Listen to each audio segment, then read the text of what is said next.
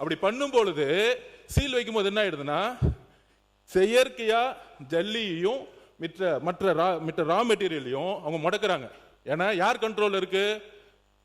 இந்த மலைகளும் இந்த ஜல்லியும் இந்த மணலும் யார் கண்ட்ரோல்னா இன்னைக்கு பழைய முறையில் யார் யாரெல்லாம் இருந்தாங்களோ அவங்க கண்ட்ரோல் இருக்கு. இவர் சீல் வைக்க போனா உடனே சல்லி கிடைக்காம பார்க்க, அப்ப ரேட் ஏறுது. உடனே இங்கிருந்தே நிறைய பேர் மெம்பர் சொல்றாங்க, நீங்க சீல் வைக்கிறதுனால ஜல்லி ஏறுது, மணல் விலை ஏறுது, கல்லு விலை ஏறுது. அதாவது ஆட்சியில் இவங்க தான் இருப்பாங்களாம், அதுக்கு லைசன்ஸ் கொடுக்கறது இவங்க தானா, மைன்ஸோட லைசன்ஸ் கொடுக்கறது இவங்க தானா, அவங்க குடும்ப உறுப்பினர்களும் தொழில் பண்ணுவாங்களாம். ஆனா ஆதாரம் இருந்தா சொல்லுங்க. மாண்புமிகு அமைச்சர்களே, முதல் இந்த பினாமியை பிடிச்சி உள்ள தூக்கி போடுங்க. அங்க அடிச்சா யாரு குரல் கொடுக்கறாங்களோ, அங்க அடிச்சா யார் இங்க எந்திரிச்சு பேசுறாங்களோ அங்கதான் ஆதாரம் இருக்கு. மக்கள் மன்றத்து முன்பு நாங்க ஆதாரம் கொடுத்துட்டா போதும், யாரையும் ஜெயில தள்ள வேணாம். எந்த தேர்தலையும் யாரெல்லாம் பினாமி நிறுவனங்களை உருவாக்கி மைண்ட்ஸை கண்ட்ரோல் பண்ண எந்த தேர்தலையும் அவங்க ஜெயிக்கவே முடியாது. எழுதி வச்சுக்கோங்க. முன்னாள் அமைச்சர் அப்படிதான் மதுரையில் ஒருத்தர் மைண்ட்ஸை கண்ட்ரோல் பண்ணாரு, டெபாசிட் வாங்கல, மதுரையில் ஜெயிச்சுட்டு வந்திருக்காரு. மதுரையில் ஏன் தெரியுமா ஜெயிச்சாங்க? முன்னாள் அமைச்சர் மதுரை இருக்க எல்லா மைண்ட்ஸையும் கண்ட்ரோல் பண்ணாங்க.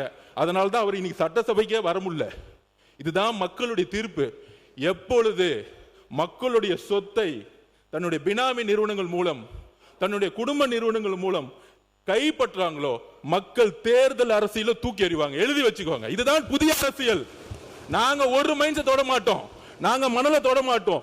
எல்லா சொத்துக்களையும் மக்கள்கிட்ட கொண்டு போய் சேர்க்க வேண்டியதான் அமைச்சரோட பொறுப்புன்னு முதலமைச்சர் சொல்லி இருக்கிறார். அதுக்காக தான் நாங்க பண்ணிட்டு இருக்கோம். அதனால மாண்புமிகு பேரவைத் தலைவர்களே, ஆதாரம் இருக்கான்னா 30 வருஷத்துக்கு முன்னாடி யார் யாரெல்லாம் சைக்கிள்ல வந்து அரசியலுக்குள்ள வந்தாங்களோ, இன்னைக்கு யார் யாரெல்லாம் மெடிக்கல் காலேஜ் கட்டியிருக்காங்களோ, யார் யாரெல்லாம் இன்ஜினியரிங் காலேஜ் கட்டியிருக்காங்களோ, யார் யாரெல்லாம் பெரிய பெரிய பங்களா வந்து அரசியல் வந்து பேர் கட்டியிருக்காங்களோ, அங்கதான் உண்மையான ஆதாரம் மக்கள் பார்வையில் இருக்கு. மக்கள் தேர்தல் அரசியலில் தூக்கி எறிவார்கள். இதுதான் ஊழல். இந்த ஊழல் சாம்ராஜ்யத்தை ஒழிக்கிறதுக்கு ஆதாரம் தேவையில்லை, மக்களே முடிவெடுப்பாங்க. நீங்க ஒன்னு எழுதி வச்சுக்கோங்க. அண்ணா பிறந்த ஊர்ல காஞ்சிபுரத்துல திமுக ஒரு தொகுதி கூட ஜெயிக்கல. இதுதான் ஆதாரம்.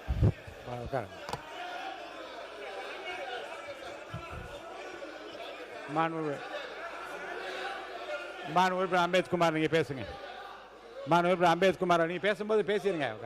உட்காருங்க. மாண்புமிகு அம்பேத்குமார் அவர்கள். மாண்புமிகு அம்பேத்குமார் நீங்க பேசுங்க. மாண்புமிகு அம்பேத்குமார் பேசுங்க. நீங்க பேசுங்க.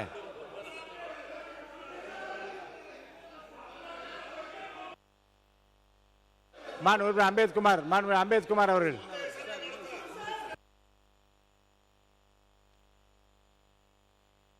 மாண்புமிகு அம்பேத்குமார் பேசுறீங்க வேண்டாமா? மாண்புமிகு அம்பேத்குமார் பேசுங்க. அவர் பேசட்டுங்க. உங்க சார்பாக அவரை பேச சொல்லுங்க. என்னன்னு மாண்புமிகு அம்பேத்குமார் பேசுங்க. அடுத்தவரை கூப்பிட்டுருவேன். பேசுங்க. அம்பேத்குமார் நீங்க பேச ஆரம்பிக்கலன்னு அடுத்தவரை கூப்பிட்டுருவேன். பேச அனுமதி இல்லை. நீங்க பேசுங்க.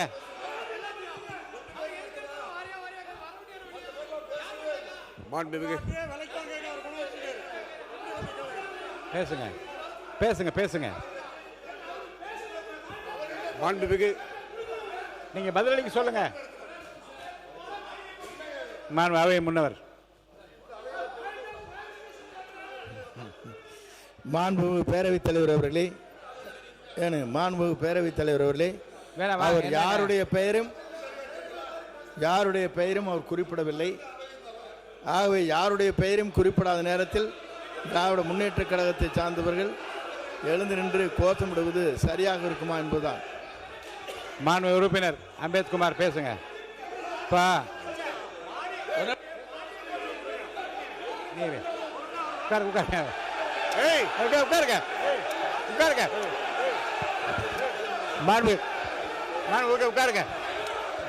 உட்காருங்க. தம்பி உட்காருங்க. நான் பேச உட்காருங்க. மாண்புமிகு உறுப்பினர் உட்காருங்க. நான் பேசுறேன். உட்காருங்க. இடத்துல உட்காருங்க. நீங்க உட்காருங்க. நீங்க எல்லாம் உட்காருங்க. நீங்க எல்லாம் உட்காருங்க. முதல்ல நீங்க உட்காருங்க. நீங்க எல்லாம் உட்காருங்க. நீங்க எல்லாம் உட்காருங்க. நான் பேசுறேன். உட்காருங்க. நீ உட்காருங்க. நீங்க எல்லாம் உட்காருங்க. உட்காருங்க. நீங்க எல்லாம் உட்காருங்க. நீங்க உட்காரு. நீங்க உட்காருங்க. உட்காருங்க. உட்காருங்க. உட்காருங்க. உட்காருங்க. பிளே ஸ்டோர் மற்றும் ஆப் ஸ்டோரில் இருந்து பாலிமர் செயலியை QR கோடு மூலம் பதிவிறக்கம் செய்யுங்கள். செய்திகளை உடனுக்குடன் பெறுங்கள்.